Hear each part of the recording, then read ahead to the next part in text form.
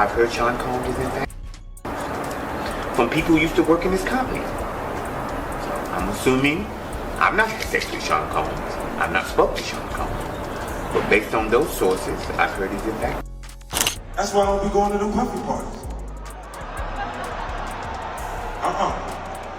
You from the front and the back at the same time? What are you talking about? Look, if you're into that, I'm fine with it. To get you on. I'm just saying this ain't my mother. Hard. Like, it's uncomfortable. I think I belong in the girls' bathroom.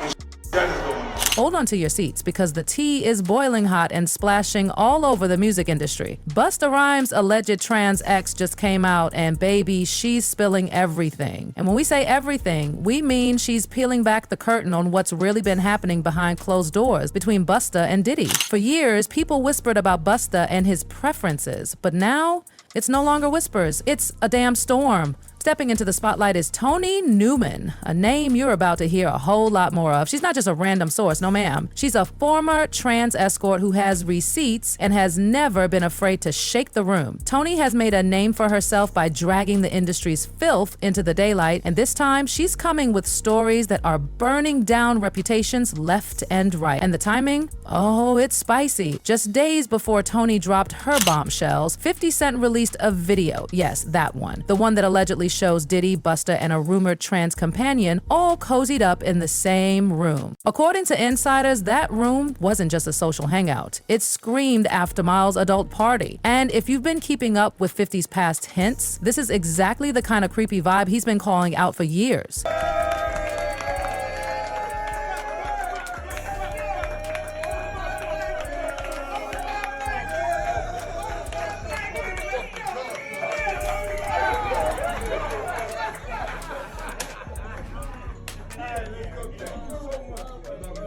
And get this, the streets are buzzing that 50 Cent is just getting started. That video, that was just an appetizer. Word is, 50's got a whole buffet of receipts just waiting to be served. Let's not forget, he's been joking for years about Diddy's infamous parties, throwing side eyes and subtle jabs about strange invitations and fruity atmospheres. Everyone laughed then, but now, those jokes feel less like shade and more like dead-on warnings. And right smack in the middle of this scandalous whirlwind, none other than Busta Rhymes. He says things, he doesn't even know what he's saying is like fruity. You know what I'm saying? Like, he says something fabulous and he goes, yo, but me and you, we ain't party. Like, we need to party. What is he talking about? That's the kind of stuff that when people say that to me, I get a little uncomfortable.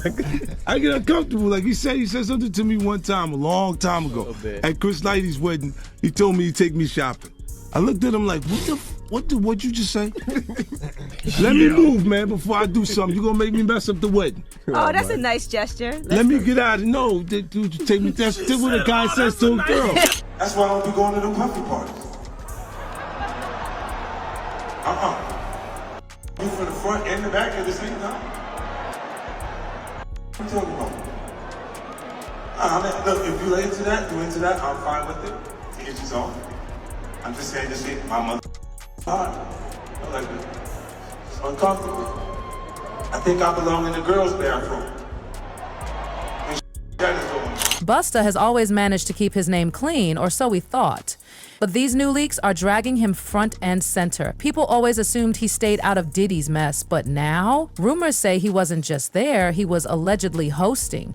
Yep, hosting. Sources say Busta wasn't sipping champagne and minding his business. According to Toni and other insiders, he was actively involved in bringing people in. And no, not the regular bottle girls or Insta models. We're talking young fanboys. Let that sink in. Toni isn't pulling punches. She's saying Busta was helping choose and entertain these boys, allegedly grooming them before sending them off to, you guessed it, Diddy. The idea of Busta, with all his tough guy energy, allegedly playing matchmaker at these dark Hollywood parties, it's blowing minds across the internet. Have to be.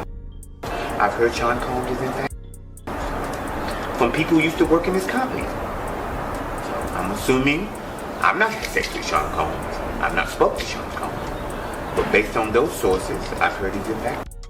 And just when you think it can't get messier, sources are coming forward saying Busta had specific requests when he hit the clubs. Forget champagne or flashy dancers. Allegedly, he was all about certain types of young men, handpicked, brought to his section, entertained, and then quietly passed along. It's starting to sound like a horrifying underground operation. Industry figure Big Homie Cece, who's been in the scene for decades, backed up these claims. According to her, the rumors are all too real. She's seen enough to know when a story isn't made up. And the way Busta's name keeps popping up, she says it's not coincidence, it's a pattern.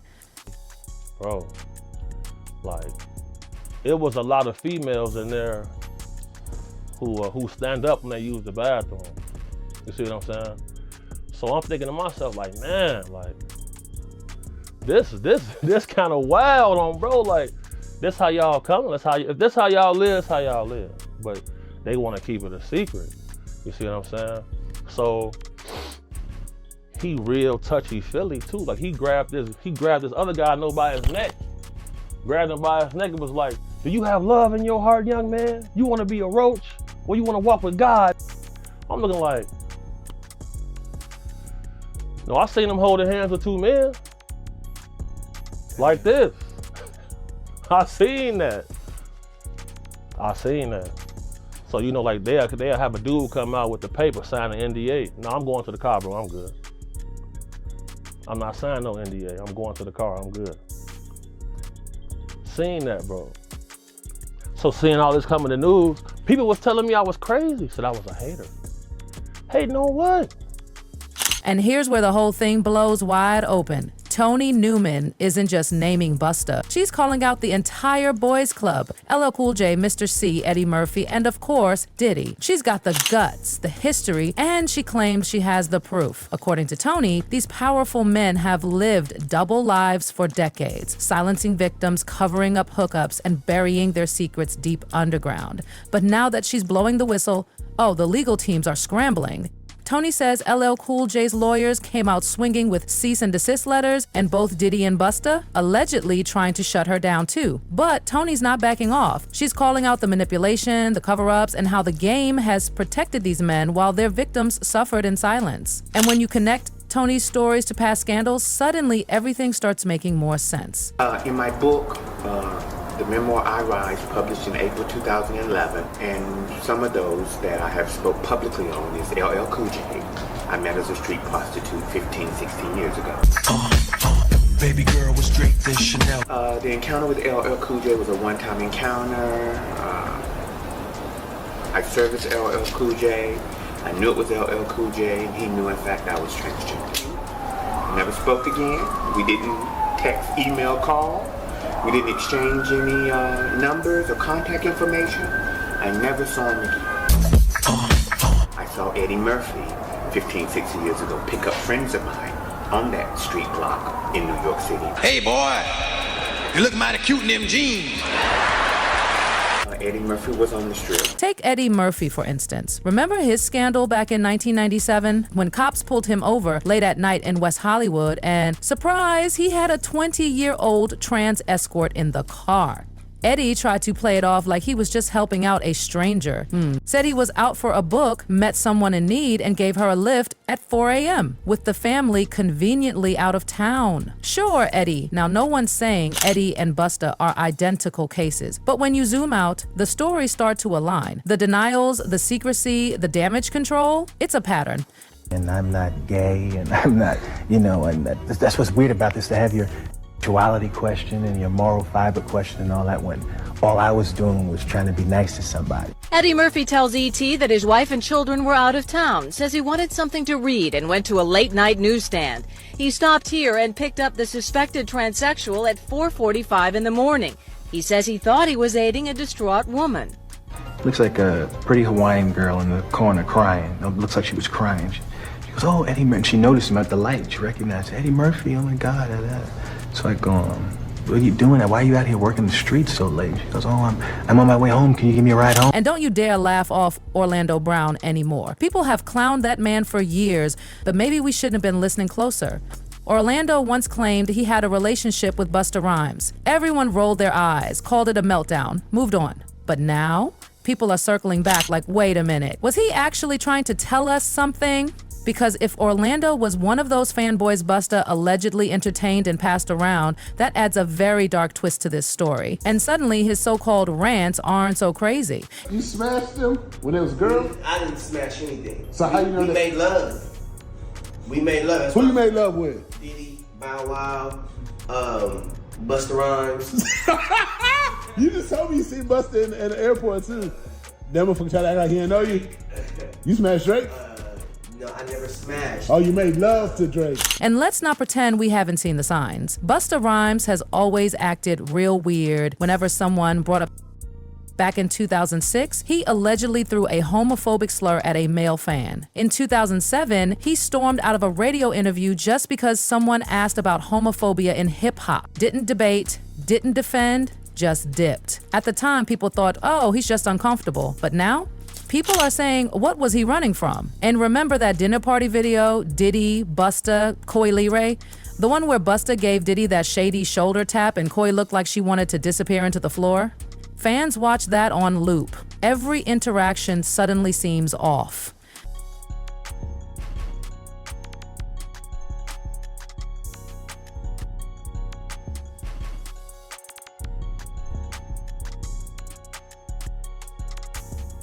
And speaking of strange interactions, let's talk about that creepy clip of Busta with young artist Jeremy. In the video, Busta leans in, gets way too close, even sniffs the poor guy. Jeremy looked so uncomfortable, trying to play it cool, but his body language screamed, "Get me out of here." Back then, people laughed it off. Busta is being silly, they said. But with everything we know now, that clip hits different. You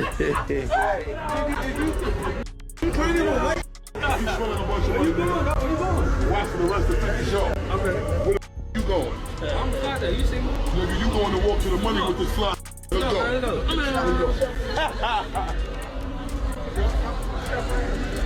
And guess what? Busta has vanished. While Diddy's name stays in the headlines and 50 Cent keeps dropping nuclear bombs on Instagram, Busta is radio silent. No interviews, no tweets, no statements, nothing. Sources close to him say he's laying low to avoid the fallout, but let's be real, that silence is screaming. Meanwhile, 50 Cent is loving the chaos. He's trolling everyone, posting shady memes, hyping up his new documentary, Did He Do It? And baby, Netflix already bought it, which means this isn't some petty clapback, it's a full-on expose.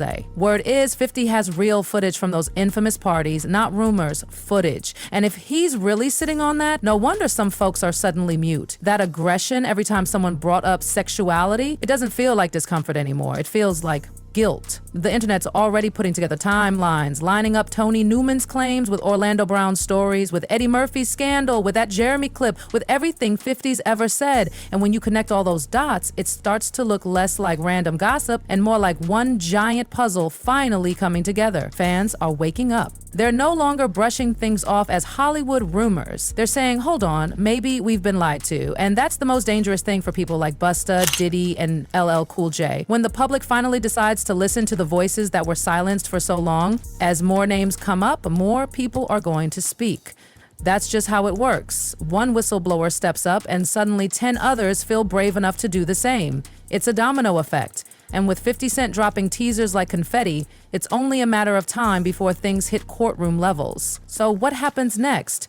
Is Busta going to come out and finally say something? Will he deny it all? Blame it on clout chasers and cancel culture? Or will he keep hiding, hoping it'll blow over? Because if the footage 50 allegedly has drops, there will be no running. And as for Tony Newman, she's standing strong. She's already faced threats, already had big name teams try to silence her, but she's not backing down. If anything, she seems more ready than ever to tell everything. She's even teased that she might go public with receipts, names, locations, even messages. If that happens, game over. This isn't just some celebrity drama anymore. It's a reckoning, a real one. And people are choosing sides. Some still defend Busta and Diddy. Others say it's about time. And through all this chaos, the biggest question still hangs in the air. How many people knew and stayed silent? How many saw what was going on and said nothing? And how many more victims are still out there, too afraid to speak? If you thought this was the end of the road, think again. This is only the beginning. Because when secrets this deep finally start leaking,